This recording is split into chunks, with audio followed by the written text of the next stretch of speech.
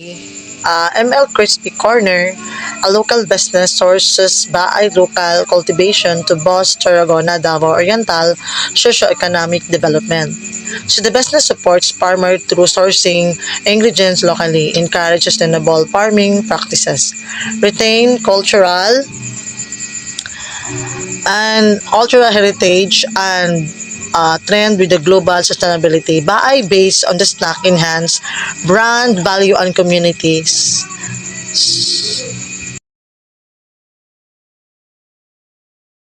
So this is our introduction and background of our study. So ML or Mother's Leah Crispy Corner is a pioneering snack business that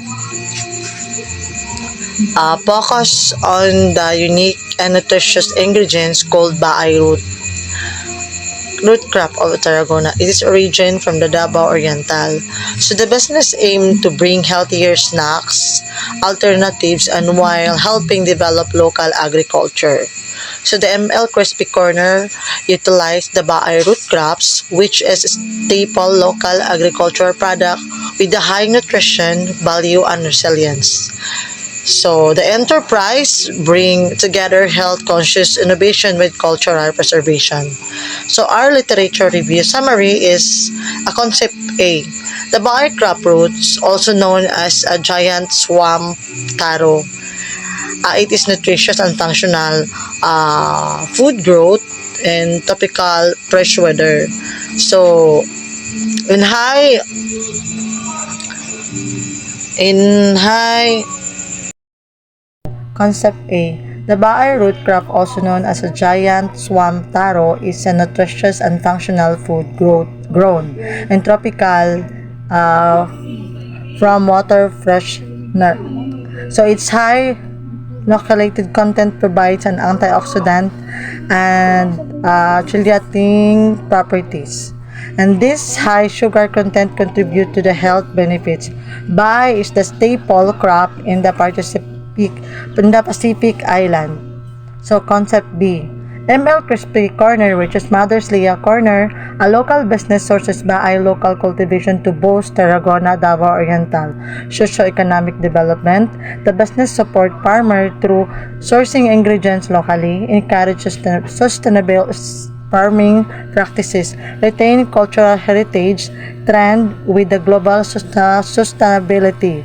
Bahay-based snack enhance brand value and community ties. Good day everyone. By the way, I am Fernan B. Rujas, acting as a marketing manager. And today, I present to you the objective of the study. First, introduce at least 3 new baay-based snack products within the first year.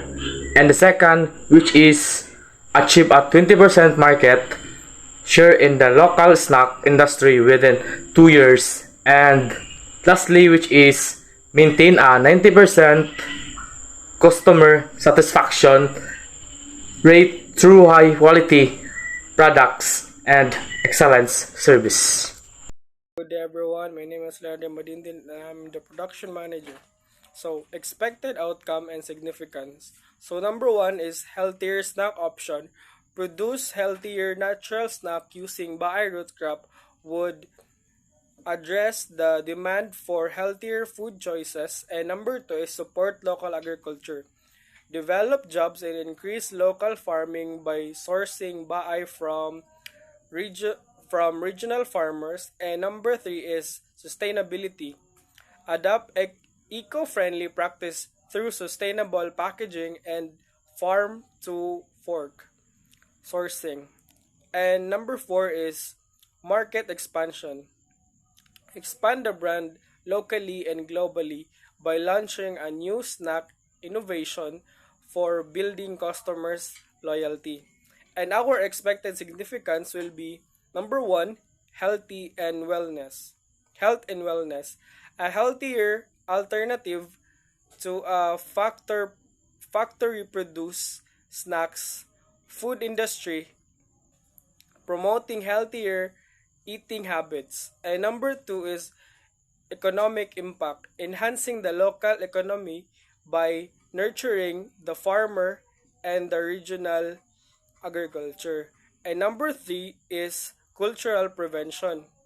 So, preserve the innovat preserve the innovative local culinary tradition through baay-based snacks. And last but not the least is number 4, environmental sustainability. Leadership within the snack food industry to ensure economic friendly practice as requested by customers who seeks a sustainable environment. My name is Jake Arcelias Torres. Methodology. A mixed method approach will be utilized combining product testing with market surveys and consumer feedback. Data collection methods.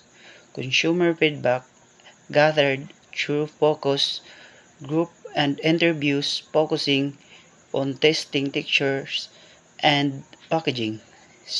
Surveys conducted to access consumer preferences and market demand analysis.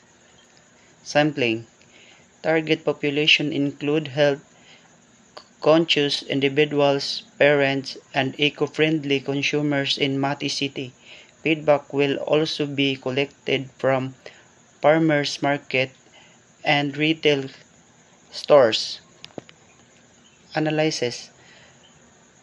Qualitative analysis used to refine product development based on consumer feedback. Quantitative analysis conducted to analyze market trends and consumer behavior. Hello, good day. My name is Marvin Lubagao. I am the Finance Administrator Office from Emil Crispy Corner. From Timeline and Resources, Timeline Development, Recipe Creation and Testing. Launch initial production to a small market, while growth, expansion via marketing and partnership. Maturity, sustaining market position and diversifying products. Improvement, continuous innovation based on feedback. And the resources, key requires include product facilities, financial backing, local partnership, and skilled team dedicated to innovation and quality control. Thank you.